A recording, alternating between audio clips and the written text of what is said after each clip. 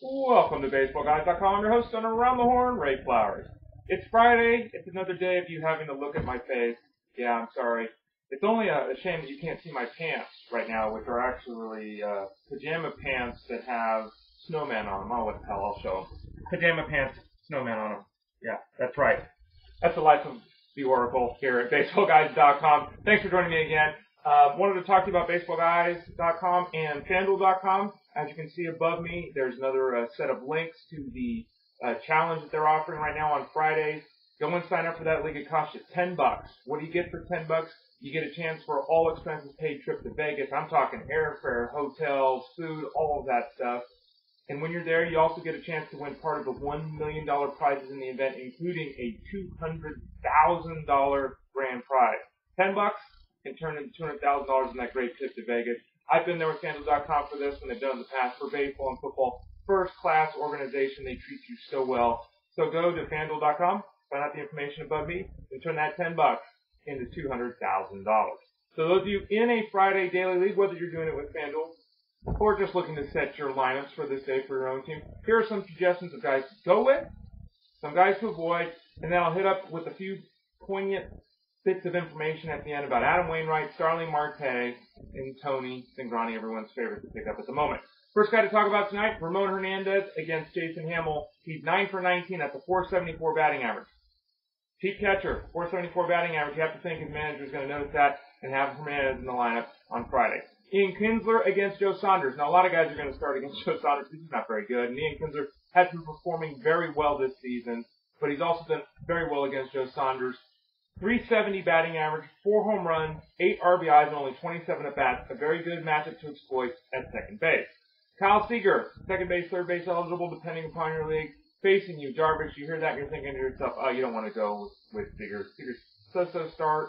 Darvish has shown he can dominate big league pitchers. But guess what? In 13 at-bats, Kyle Seager's not only hitting .385, which is 5 base hits, he's also got 7 RBIs. So you want to go with Kyle Seager if you're looking for a play there. You also want to avoid Kendrys Morales, who's got 1 hit and 15 at-bats against you, Darvish. So don't touch him tonight.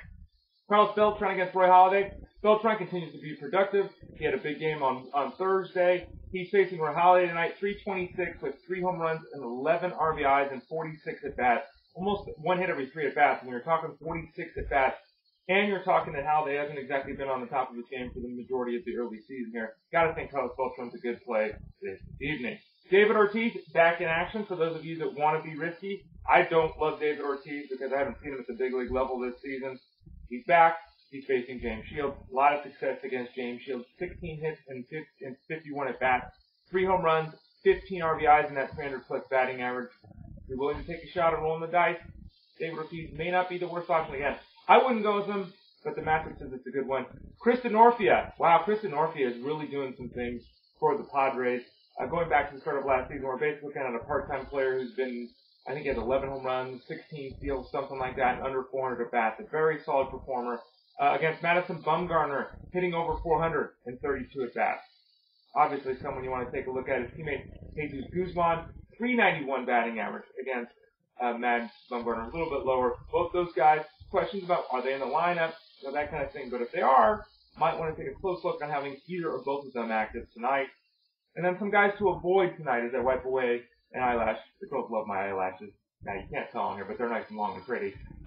Guys to avoid tonight, Shin-Soo against Kevin Slowey. Looks like a good matchup on paper, but in 24 at-bats, Chu is hitting under 170 with 11 strikeouts. He almost strikes out half the time against Kevin Slowey, which is odd because Slowey is not a strikeout pitcher. Carlos Gonzalez. Yeah, he's hitting 400 now. He's been killing it of late. Don't play him against Ian Kennedy. Am I nuts? 174 batting average, a 600 OPS in 25 plate appearances. The matchup isn't one that favors Cargo. Finally, Hunter Pence against Edinson Volquez. Pence doing well, Volquez really struggling, but the matchup is not conducive to success for Pence. A 542 OPS and a 125 batting average for Pence in 24 at-bats to avoid the Giants outfielder. Let's shift things to just the general world of baseball real quickly before we end this video. First of all, Adam Wainwright, 28 strikeouts in 29 innings, a 2.47 ERA, a whip of under 1.1, a 3-1 record. He has been spectacular. And guess what, folks? 28 strikeouts in 29 innings, 0 walks. He has not issued a single walk this season. Absolutely phenomenal start for Adam Wainwright. He looks like he's all the way back to pre-injury form. Secondly, Starling Marte has been terrific this season for the Pirates, and I've told everyone, avoid this guy if you think he's going to be a superstar in the fantasy game this year. Could he be 20-20 or 15-30? Yes, he absolutely has the talent to do that, but he is nowhere near being a 300 hitter. People say, but Ray, he's doing it. Well, last night he had the platinum sombrero, 0 for 5 with 5 strikeouts. That drops his walk-to-strikeout ratio to 0.11, which is literally 1/4 of the big league average. Remember, he's got a 0.11 walk-to-strikeout ratio and he's hitting .333. Looking back at last season, amongst all players who had at least enough at-bats to qualify for the batting title, that's actually 502 plate appearances. No player who qualified for the batting title last year hit .270 with a walk-to-strikeout ratio of .20 or better. He's hitting .333 at .11. No player in baseball hit .270 with a mark under .20. I've said this all along with Starling Marte. He's a .250, .260 hitter unless he changes his approach to the dish. I don't think he's doing that right now. He's still such a young guy. Extreme talent, but lots of holes in that game.